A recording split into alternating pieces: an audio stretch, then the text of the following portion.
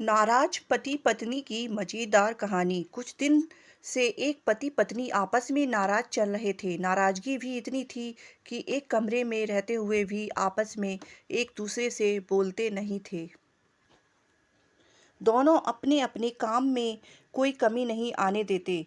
जैसे कि पति सुबह उठता तो पत्नी चाय टेबल पर रख जाती और ऑफिस का समय होता तो लंच का डिब्बा तैयार कर लेती। इसी तरह पत्नी भी सबकी सब्जी, राशन आदि लाकर रख देता। कुछ दिन ऐसे ही गुजर गए। एक दिन पति को ऑफिस में जल्दी बुलाया। कुछ ज़रूरी काम था। सुबह 8 बजे की जगह सुबह 6 बजे बुलाया।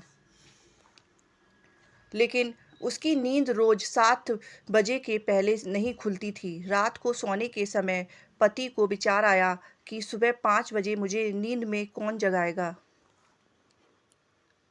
पति के दिमाग में एक उपाय आया और वह एक पर्ची अपनी पत्नी के नाम लिखने लगा।